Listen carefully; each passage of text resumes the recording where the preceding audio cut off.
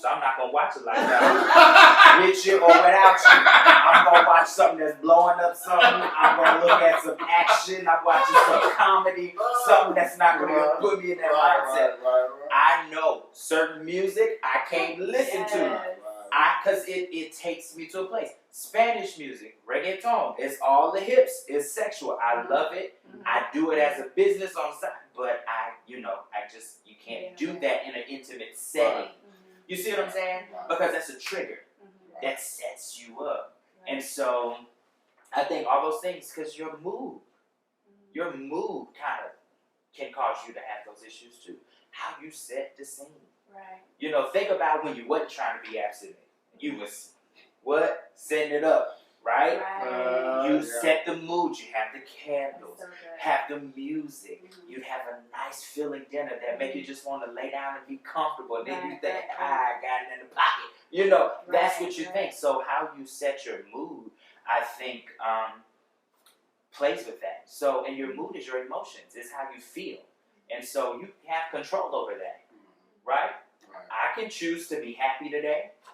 I can choose to be sad today. I can choose to be fully invested in my mind thinking I'm going to get me some, or I can choose to say I'm going to be happy and I'm going to live for God today. And I think that intentionality is what makes it easier. I like something that you said, a point that you brought up about praying about it immediately. I feel like what you're opening up is an intimacy in your relationship with God where you don't run away from Him when you're in that moment.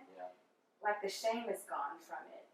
And you bring Him into it. You get Him involved. This is what's going on with me right now, Lord. I need your involvement. I need you to be involved in my thought process, in my physical makeup, everything that's going on with me.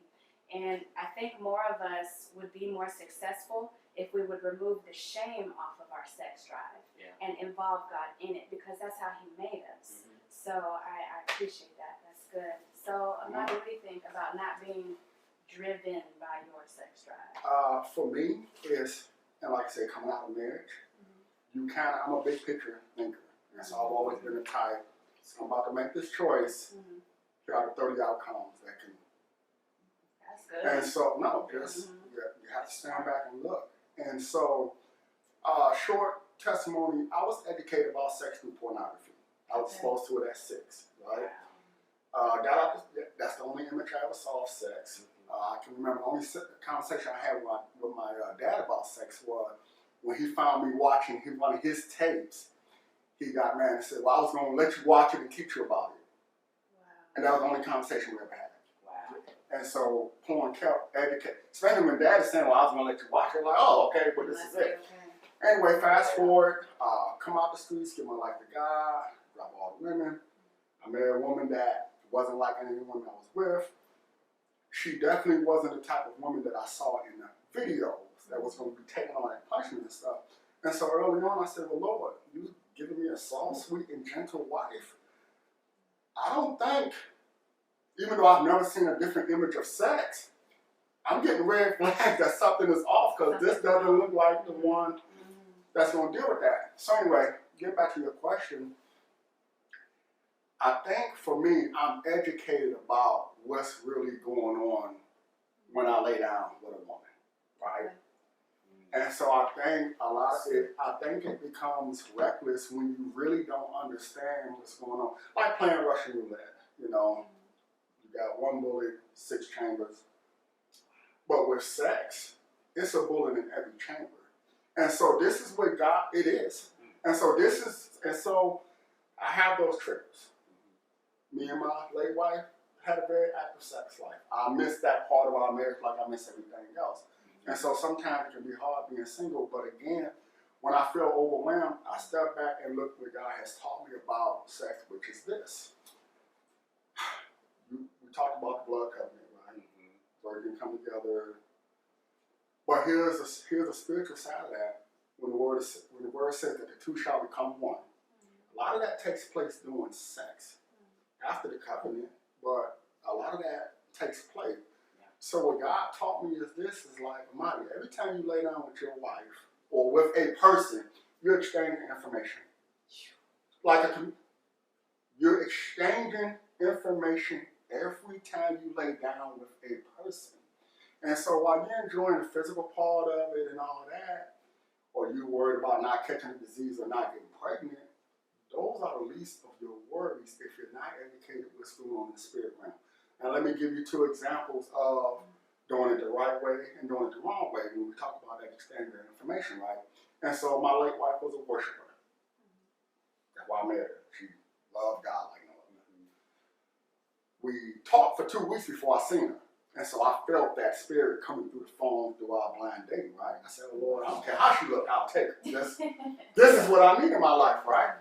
Now, from the time that we dated till we got married, probably about 1.5 years, dating, wedding planning and all that. Used to go to church with her, see her do her thing. Not to even impress her, I still wasn't in there worshiping. So doing praise and worship, I'm at the gas station getting a pop or something. Yeah, they got 5 more minutes. She almost done doing her thing. All right, pastor about to start preaching, I'll come back, right? And so even though I saw the image of her worshiping, it still didn't make me do it right until we got married. See? So now, now we're having this, because we didn't have sex before we got married. Now we're laying down having sex. Now we're exchanging information. So God said, Marty, I need you at the altar crying out to me everything you see her doing. But how do you get that to you? You give me a wife that's a worshiper. Every time we lay down and have sex, she's downloading her heart, her mind. She's downloading to me.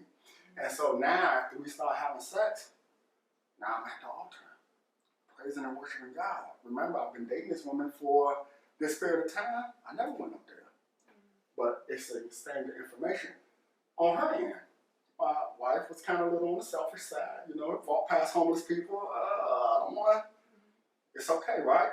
Because I'm a giver, right? We having sex. I'm downloading information. So now it wasn't enough for her to call and say, hey, I just bought groceries for so-and-so. Or, hey, these people needed their room paid for and I paid for it. Because we're exchanging information. That's the process of the 2 becoming 1, right? So now when you're doing it outside of the will of God, which I did one time with a young woman that I dated a woman for 6 weeks. Her language was very colorful. Okay. Very colorful. I think she would make a pirate blush, right? We dated each other. I told her I was abstinent. We dated each other for 4 weeks. I'm fine. My language is not colorful. I don't have a problem with cussing. I'm working other things out, right? Haven't cussed nothing, right? I can remember week 5 of dating, you know, we failed. I take responsibility for that. I let it happen as a man. Anyway, I can remember her being on the couch having a heated conversation with somebody. She got through the conversation. She was like, oh my. She said, I didn't cuss nobody. I didn't say one.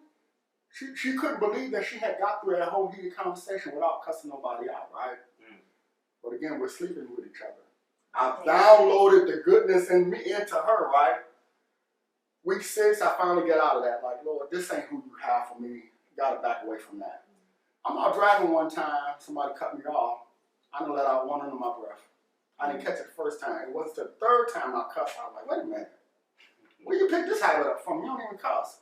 God showed me, yeah, you was exchanging information with somebody I didn't authorize you to be with, right?